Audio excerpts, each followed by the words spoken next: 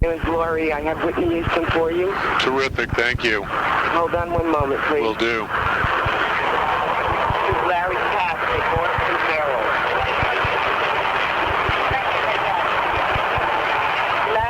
Larry Cass at Boston Barrel.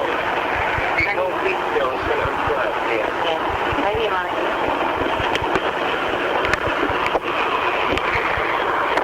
Hello. Hi, Whitney, how are you? Fine, how are you? Real good. So you're on the bus as we're talking? Yes, I am. Where are you driving to?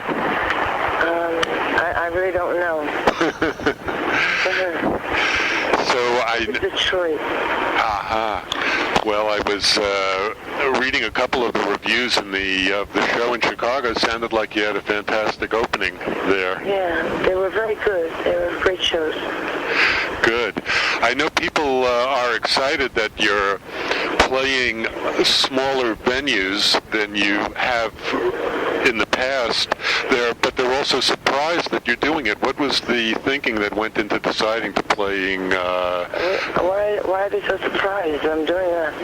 Well, just because you're capable of selling out so much bigger places. Yeah, it doesn't matter about bigger places. It's about playing places that people can actually feel you. Actually, come to see you and know what you're wearing and know what clothes you have on. Except for looking from the nosebleed seats wondering what the hell is going on. So is it more fun for you, too, to be playing in the smaller theaters, in a real theater? Yeah, I like smaller places anyway. I'm not really crazy about arenas just because I can sell them out. Mm-hmm. Doesn't turn me on. Doesn't do anything for my ego at all. Doesn't do anything for the music either. No, it doesn't. Well, that's great. I know that in the review I read of the show in Chicago, it mentioned that your daughter came out and helped you sing at one point. Is she going to be on the whole tour with you? Yes, she is. And do you think, is she going to come out during every show, or? I don't know about that, according to how she feels. It sounds like she's already a bit of a performer. Yeah, it does sound like that, doesn't it? Well, that's good. And I know I saw in the itinerary that you're going to be going to Europe later on and going to finishing the tour in Russia, it looked like. Is this going to be new territory for you that you're visiting? Yeah, Russia is, of course. I've never been there before. Yeah, definitely new territory for me. So is that exciting to go there? I think so, yeah. I think it's pretty extraordinary. That you can now go to Russia, sure. I know when the new record came out, there was a lot of the publicity that goes along with it. Says, well, it's her first non-soundtrack album in 8 years with this word non-soundtrack. But of course, you have made a couple of records in between that. Do you look at it that way? Does it feel to you like it's your first album in 8 years? Yes and no. I mean, there's been a transition in music since 8 years ago. And it's called hip-hop. And it's a different groove out here. It's a different way of walking and talking. So, that part of it, when you're in the industry and you know that there are certain changes and certain things that, happen, you go along with the flow. But, go ahead. Now, I had heard that there was no plan originally for a full album. It was just going to be a greatest hit set with a couple of new songs, and then it kind of grew. Can you tell me how it made that transition into a full-fledged record? It's exactly what it was. I was going to do a greatest hits for Arista. I tried to collect so many songs that I loved a lot that I wanted to do. I wanted to do them all, but I couldn't, so I decided to mix the greatest hits and just do a regular album. And it did seem like, one of the great things about the record is that you managed the difficult trick of, I guess you might say, updating your music, but you did it in a way I don't think where you left your older fans behind. Was that a specific goal that you had in mind to pull it off just like that? Yeah, well, it's a conscious effort, I think, you know. Once you have a following and people that remember you and love you for the days of when, you don't want to look sad, but you also want to keep what is current and fresh today. Mm-hmm. It's a balance. That's all I can tell you. I know when I first heard the record, it sounded to me, your singing sounded different in a cool kind of way. That wasn't like so much of the long lines and phrases as you had in the past.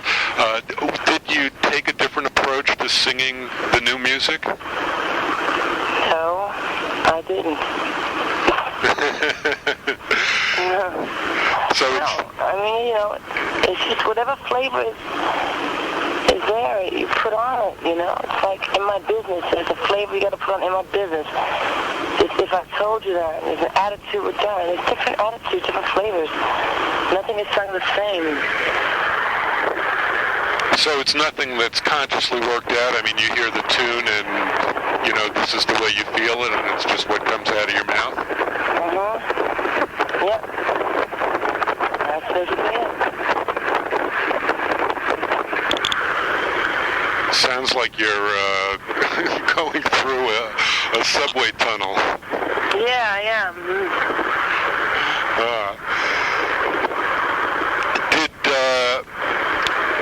I got to ask you about, I'm from Boston, so I got to ask you about Bobby. Did he have any influence in encouraging you to go in this particular music direction? Oh, yeah.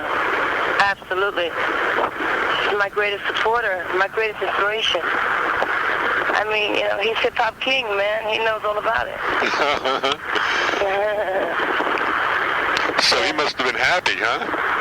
Absolutely. It's wonderful when you have a partner you can relate to and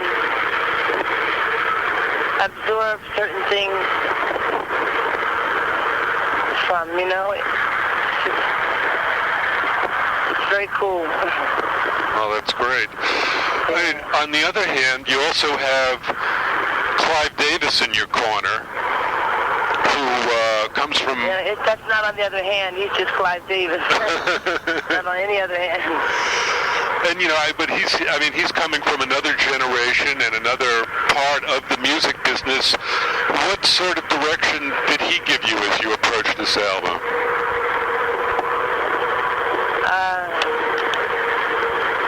Basically, Clive is an advisor. He's a teacher. You have to listen. You have to learn and look and watch him prove it every time. You're not in the business for as long as Clive has been in the business, and you don't know anything, or you don't have any expertise in what one does. Clive is a man. He's a music man, no doubt about it. And is he down with the hip-hop scene? Are you kidding? Yeah. Yeah, he's saying things like the bomb and everything's the bomb and smoking and yeah. Oh, he's definitely hip. You work with a lot of different people on the record. How did you come to decide on who was going to be your collaborators? I just knew who I liked and who I wanted. That was it. So this was Whitney's choice, not Clive's, not anyone else's? No, mine. All mine. Go ahead. Yeah, I'm just like, there's all that noise there. I can hear you. Good. I know that there was a lot of talk about about you and Mariah Carey, and you had this rivalry and all of this kind of stuff, and the song was... Not true, not true. Lies, lies, lies. We had a great time, great song, end of story. But did you have, I know that you said that you didn't even know her well enough to have a rivalry with her, but was there any sense of anxiety going into the studio with her for the first time, or was it all... No. Well, for what? I mean, you know, that's what's wrong. People take what they hear or what other people say, and they walk in with that impression. You're screwed from the jump street. You're not even giving yourself or anybody a chance, and that really sucks. You have to give people the opportunity to love and to be loved, you know? And that's what it is with Mariah and I. You know, we were open. We were straight open, you know, and we have mad love for each other, period. People stop trying to be so morbid. Get not so gloomy and be awake and be alive and happy for once in their lives. Yeah. Yeah. There is, and you know, going from that, there's that Missy Elliott song, and I heard her say that, you know, she wrote it after, you know, thinking of you and how you must feel about things. Did she nail it, and did you relate? You know, do you feel that her song is an expression of your own self? Of course I related to In My Business. I mean, you know, it's nothing new. That most media are more interested in my life than they are my music. For what, I'll never know. Yeah. But you do have the note in the album that says the events and characters depicted in this album are fictitious. Was that to, like, keep people from trying to interpret the other songs where you're dealing more with heartbreak and lying lovers and stuff? People can be very naive and very simple. And, you know, I didn't want anybody to think that this album was made based on my relationship with my husband or any other rumors or anything they've ever heard about it. You know, it was nothing like that whatsoever. It's just a relationship, period. Nothing more. There is a sense, if you compare this album, I think, you know, certainly with your earlier albums, that, you know, when you were starting out in the 80s, you sang a lot of very sort of innocent, optimistic, hopeful songs. And this one, not that that's gone entirely, but there's a lot more grittiness and reality about relationships here. Do you feel that, you know, this is a truer expression of your reality and everyone's reality? Could you repeat yourself?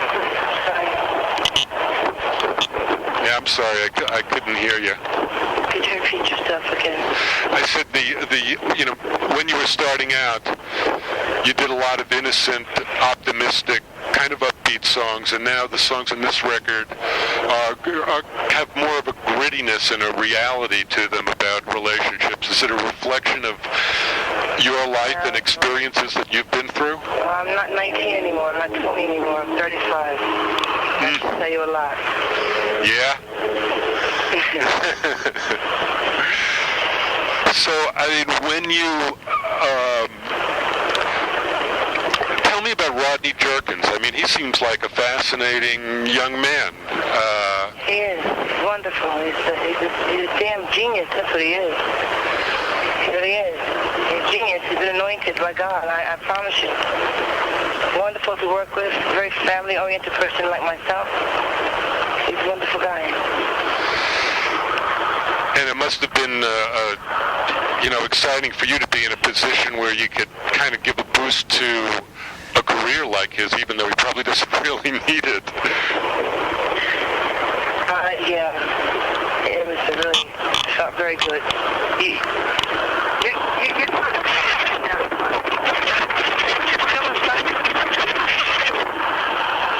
Can you hear me? No, I can't. I'm losing you.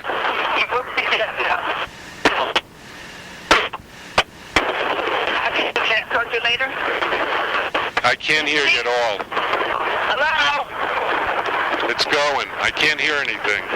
All right. Well, you done?